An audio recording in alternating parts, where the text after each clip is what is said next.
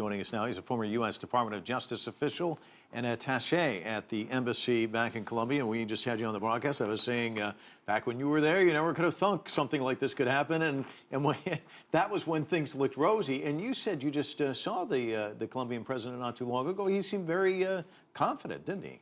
I did, Mike. I saw President Santos in New York City a week and a half ago and listened to him very closely and asked him directly how confident he was. And he said that the polling and his belief was that he was about 70% likely to get the yes vote passed. And he was very confident and very enthusiastic and very hopeful for the future.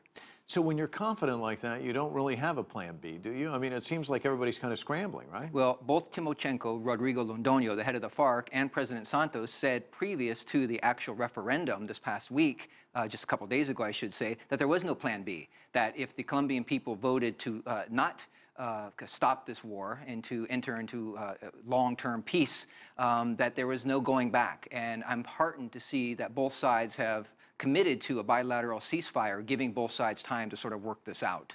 And I've heard some analysts say, and I imagine you probably agree, that this really wasn't a vote against peace. It was just a vote against this deal.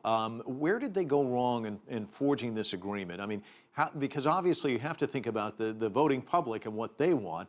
What did they do wrong there? President Uribe, former President Uribe, current Senator Uribe, very artfully and skillfully essentially converted this plebiscite for peace to a referendum on President Santos. President Santos' favorability ratings are about 25 to 30% right now. Former President Uribe also very much linked the sense of impunity towards the FARC individuals, both high-ranking and rank-and-file members, and that they would essentially not serve any time, significant time in jail for having committed gross crimes.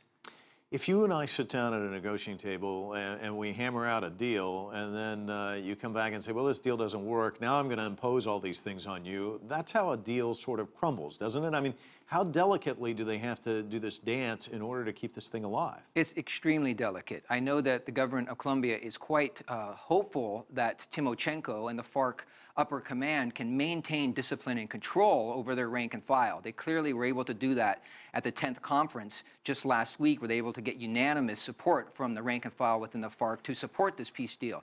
They're very nervous in Colombia that some of the more rogue elements of the FARC, the 7,000 to 8,000 armed FARC soldiers, will actually commit a crime against the government, that is an ambush against a government convoy of national police or soldiers, and that will put this extraordinarily delicate process into real dire straits. So how much time do they have? I mean, because what you're talking about, it can fall apart rather quickly. How long do they have to actually come to some sort of agreement here? There's no exact time limit. I know that President Santos sent his envoys back to Havana to meet with Timochenko and others within the FARC High Command to continue to work out some solution. Again, Timochenko said that they would like to have a stable, lasting peace, and they would like to use words and not weapons. And President Santos is obviously very committed to this. Again, former President Uribe, as powerful and charismatic as he is, will play a significant role in this process going forward if there's any hope whatsoever for a lasting and just peace in Colombia. Just about a week or so ago, I was talking to somebody and they said, you know, I think Santos could win the Nobel Peace Prize for this. And a lot of people were starting to say that sort of thing. And now, how much of a black eye is this for him? Well, it's deeply embarrassing for him. I had heard the same rumors. I think he had heard them as well. He and others worked very hard over 4 years in Havana to get this peace deal to where it was. I think he is crushed. I think he deserves a great deal of credit for having the moral courage to push forward with this. I think his chances of obtaining the Nobel Peace Prize are not nearly as strong, obviously, but he was able to work with the FARC and Timochenko, its leader, to establish a bilateral ceasefire. So the end of armed hostilities will continue, and hopefully for a long time, and for many, that merits a Nobel Prize. So, Peter, are you leaving this interview hopeful? You think, what are your, because you know Colombia, you've been there, what's your sense of what happens in the future? And Mike, I guess sadly, I'm never shocked anymore, but frankly, I was taken very much by surprise. I did not trust the polling that showed that the C vote, that is to enter this peace agreement, was at 70%. I always suspected, and others did as well, that it would be much closer. Part of the problem was that 62% of the Colombian voting population didn't vote at all, either C or no. I think that's really indicative of a very torn community. There's still a lot of pain. I'm still optimistic. I think this bilateral ceasefire is extraordinarily important, this ceasing of armed hostilities.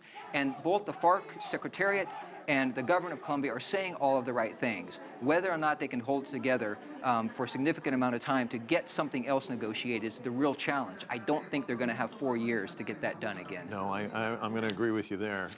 Thanks so much, Peter. Really appreciate you coming in. Thank you, Mike.